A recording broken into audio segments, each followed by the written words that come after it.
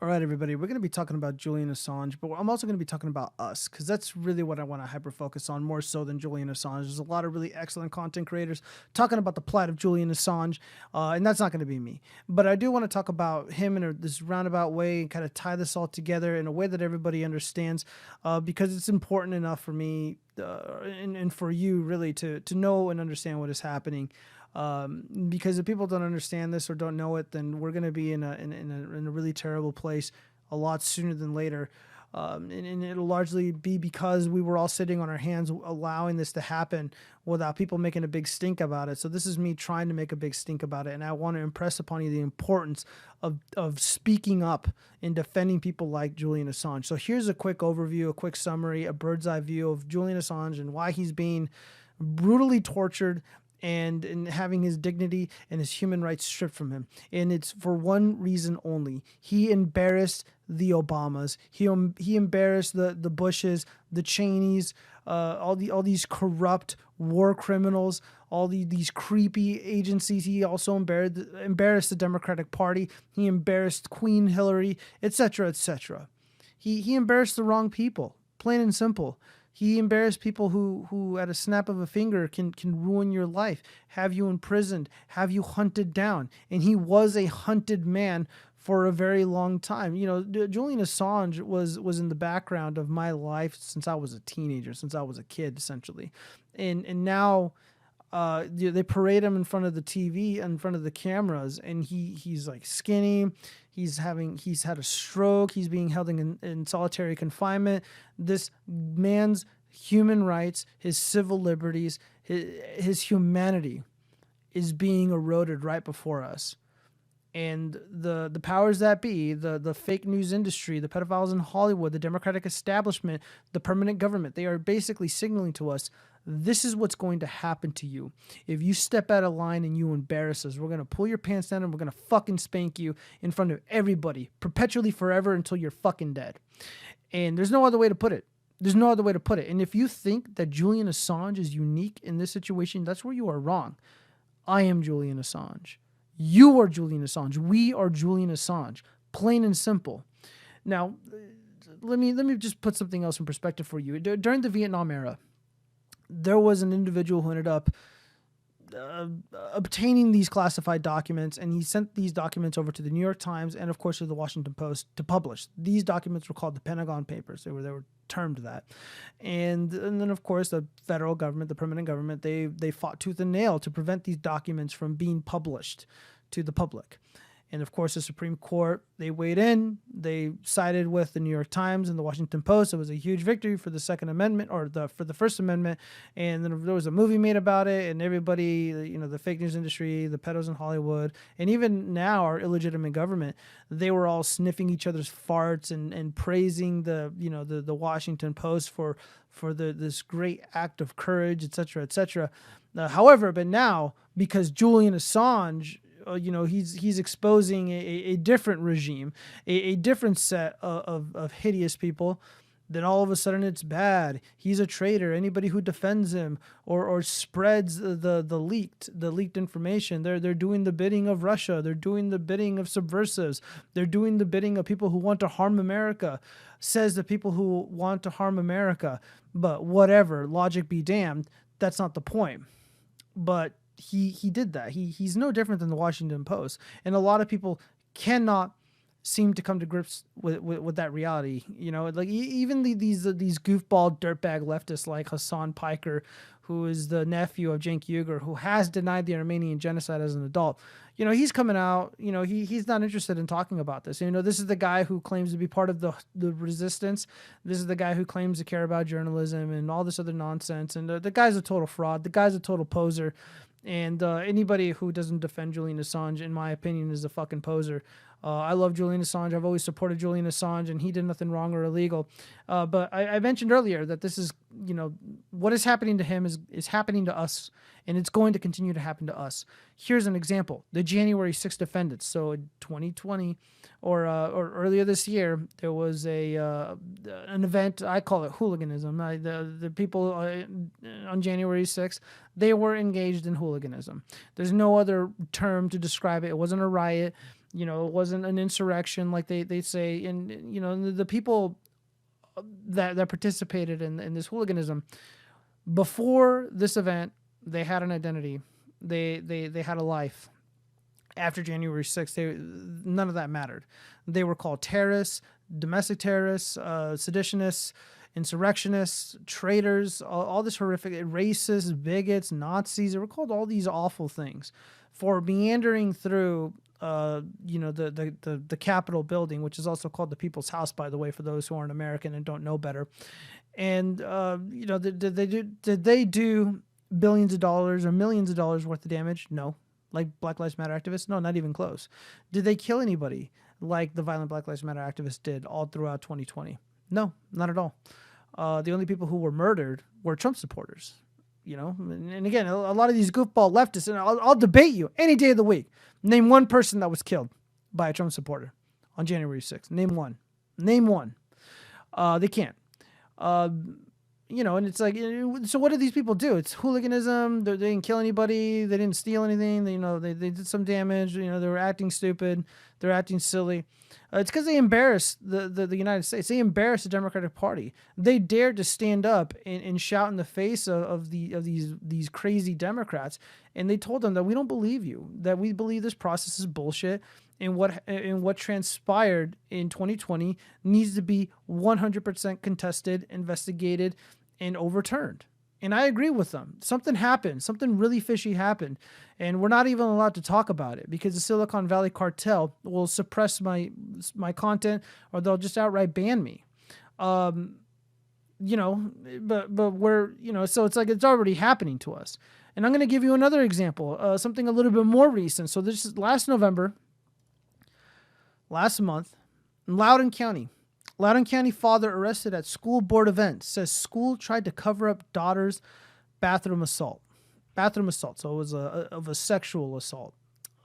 Yeah, I know. Gross, right? So right before the election, there was a man whose daughter was sexually assaulted in the bathroom by a boy in a skirt, a weird, creepy kid, regardless of this person's LGBTQ, whatever status, I don't care. It doesn't matter. Regardless of that, the policy in Loudoun County is that any boys can go into the girls' restroom. They can do whatever they want in there. And this has been an issue for a lot of people. Kids can get weird and rowdy and, be inappropriate, sometimes unknowingly. So the boys and girls are segregated. That's how it's always been the majority of my life until very recently. The Democrats have been pushing for boys to be with girls in the restroom for whatever reason. So this father gets arrested. He gets arrested at a school board. He didn't threaten anybody. He didn't commit any act of violence. He didn't do anything wrong. He was exercising he was engaged in lawful speech. And this man was arrested. Why? Because him telling this story and showing up with evidence embarrasses the Democratic Party. It embarrasses Joe Biden, Kamala Harris. It embarrasses the gubernatorial candidate, Terry McAuliffe, who ended up losing his election, by the way, in November. And thank God for that. So it destroys the ethos. The prevailing ethos on the modern left is that, evil conservatives oppose these bathroom policies because they're bigots and they're hateful and they're evil and all this other shit. When really we're just saying it's probably not safe for the girls. The girls probably don't feel comfortable. And, it's like we just want to protect the children. And we were right. So they can't have that, though. They can't have us being right about this situation. So what do? They cover it up. They cover it up and they send the perpetrator of this heinous crime to a different school, and he does it again. He sexually assaults a second girl. 2 girls were sacrificed on the altar of wokeism, on the altar of leftism in the church of the Democratic Party. These are little kids. They were viciously attacked. And it was to protect the Democratic Party in their crazy, super woke platform. They had to put the father in jail. These people pretend to be, they're not pro-family, but every now and then, they're like, we want to keep families together. Unless that family member has the wrong opinion and embarrasses the Democratic Party and threatens the propaganda that is being, forced upon the populace, then we're going to put you in jail. This guy was put in jail. This is prior to the election, by the way. And also prior to the election, Terry McAuliffe, the former gubernatorial candidate who lost, he was leading in the polls by double digits. So I think it was like 13, 14, maybe 15 points. Dude was killing it. He was going to win this election convincingly. Glenn Youngkin, who was the Republican, the conservative at the time, had no chance in hell of winning this thing. And then this happened. The parents woke up. They banded together. And they rejected the Democratic Party. They rejected their wokeism. They rejected these policies that put children in danger. But there's also a flip side to this. There's a darker side to this. If you speak out against the Democratic Party, you speak out against the teachers, the public sector unions, these woke school board members, they're going to have you arrested. When you're the victim, when you're reporting the crimes, they're going to have you arrested. This happened in America in 2021. Right now it's December. This happened in November. Oh, never mind. October. I apologize. This happened in October, a couple months ago from the time I'm making this video. But this blew up in November because it was an election month. It's an election week. And it pretty much wiped out Terry McAuliffe's lead against Youngkin. And then, of course, Terry McAuliffe, the Democrat, the Joe Biden's boy, Kamala Harris's boy, he's going on TV, or he said in a debate, he's not interested in the parents sticking their nose in the business of the school administrations, sticking their business in what goes on, sticking their nose in the business of what goes on in the classroom. He wants them separated from the process. He wants them to shut up and sit down while the teachers do whatever it is that they want to do, while the school administration and the woke school boards do whatever it is that they want to do. And the teachers and the parents just need to shut up and take a back seat.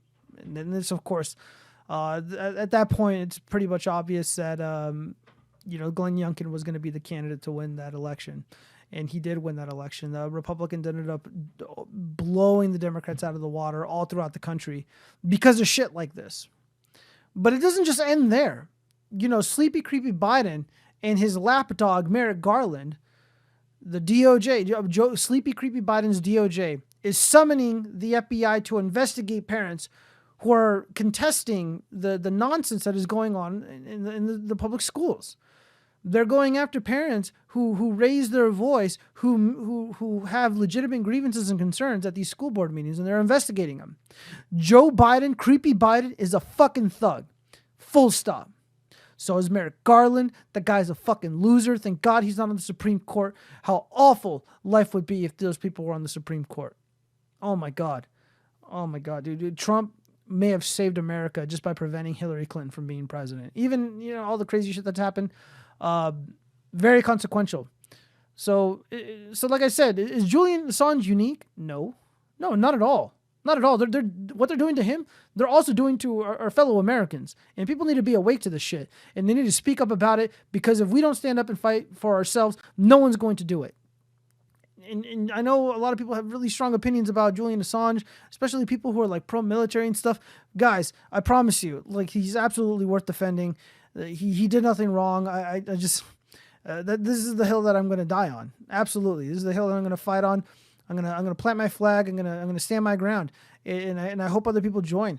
And it's really important that people are armed with the proper information and they understand what is going on in the country. This is not just some random fringe politics. This shit is happening in our fucking backyards. It's happening in our school systems. I live in Clark. I'm in Clark County, and I can tell you, having worked for the government before, dude, we're chock full of corruption. The amount of corruption going on here is insane. I'm not even allowed to talk about some of it. Granted, I don't even have the proof to back it up, but I promise you, it's bad. It's bad everywhere. And there's a lot of really interesting stories, a lot of interesting news pieces coming out of Loudoun County that I'm not going to go over in this video, but long story short, child pornography charges, child indoctrination stuff, just really disgusting, sick stuff. The Democrats are doing the sick, twisted stuff against the children. They're indoctrinating the kids. They're endangering the kids. They're covering up crimes. And, we got to call out this criminal enterprise, which is the Democratic Party. We got to push back against Sleepy Creepy Biden and his illegitimate administration. And as long as we talk about this and warn other people and we stand up for what is true, of course, in good taste, you don't want to go to have a nice dinner and spoil all the fun with a discussion about politics. I mean, maybe if you're like having a reasonable and an exciting exchange with people who are open-minded, then maybe you can get away with it. But you know what I mean. In good taste, I trust the people who watch this video to exercise good judgment. But yeah, I'm not going to remain silent. I stood up. And I'm always going to stand up for what I think is right. And for the most part, everything I say comes true. So I think this is the right call. I think this is the right thing to do. I'll pray for Julian Assange. Hopefully, one day they set him free and they let him go. Peace out.